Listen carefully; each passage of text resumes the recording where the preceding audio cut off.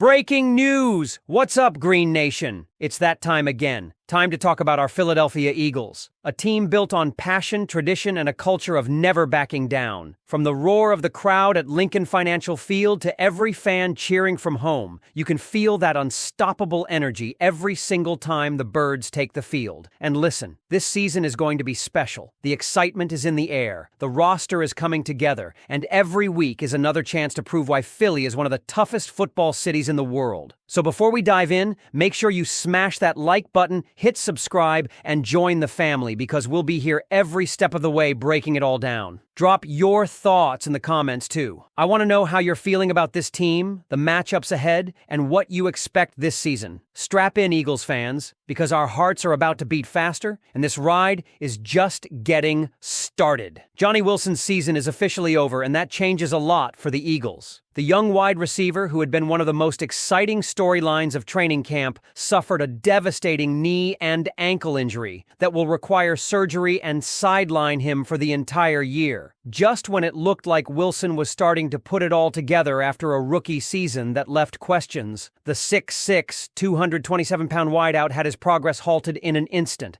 This is a tough blow, not just for him personally, but also for the team, because he brought something unique to the receiver room that very few players in the league can offer: rare size and physicality at the position. In that first preseason game, Wilson showed flashes of why the Eagles were so intrigued by him. 3 catches for 73 yards may not sound like much on paper, but the style in which he made those plays turned heads. He went up and over defenders, winning contested balls, including 2 grabs that felt straight out of a Randy Moss highlight reel. The chemistry with Tanner McKee looked real, and that back shoulder catch along the sideline showed advanced body control. It was exactly the kind of performance that makes you think the Eagles had found a diamond in the rough in the 6th round of the 2024 draft. To now lose him for the year just as he was building confidence makes this sting even more. The irony here is that Howie Roseman's decision to trade for John Mechie looks even smarter in light of Wilson's injury. At the time, some questioned why the Eagles needed another receiver when the room already looked strong. Now, that foresight pays off because Mechie not only steps into the mix, but is already working with the first team and even getting a look at punt return duties. His ability as a precise route runner, especially from the slot, makes him a versatile weapon. He can attack slower nickel corners or safeties, and his presence adds another reliable option behind A.J. Brown and DeVonta Smith. This also clears up what was shaping up to be a complicated roster battle at wide receiver. With Wilson's injury, the likely 6 on the 53-man roster become clear: A.J. Brown, DeVonta Smith, Jahan Dotson,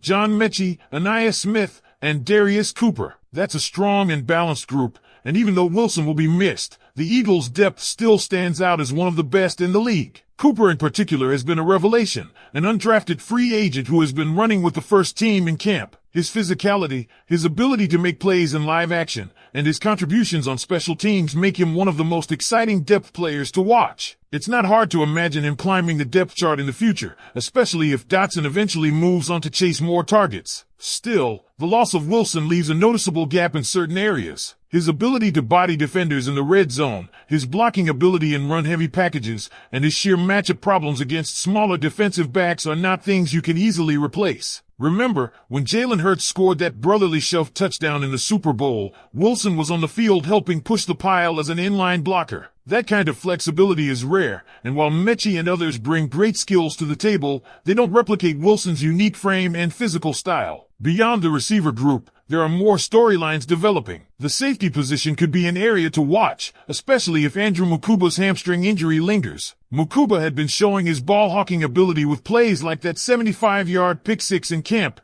and his growth was encouraging. But now, his durability is a concern dating back to his college days. If he can't stay on the field, would the Eagles look outside for help? Reports out of New England suggest Kyle Duggar could be available, though his big contract complicates things. Duggar is a proven playmaker, but whether he's the right fit for Vic Fangio's scheme and whether the Patriots would eat enough money to make a trade worthwhile are real questions. This is what makes Roseman's constant roster tinkering so valuable. Just this August alone, he's already pulled off deals for Jacorian Bennett and John Mechie. He doesn't sit back and wait for things to happen. He stays aggressive, always planning for the unexpected. That's exactly why the Eagles remain one of the deepest teams in the league year after year. And it's why, even with the loss of Johnny Wilson, there's still so much optimism about this roster moving forward. Jahan Dotson has become one of the more fascinating names to watch in this conversation because he's quietly put together a really strong summer. He looks more comfortable in the offense, more in sync with Jalen Hurts, and this comes at a time when he's entering a contract year. There were doubts about whether he truly lived up to that first-round billing from a few years ago,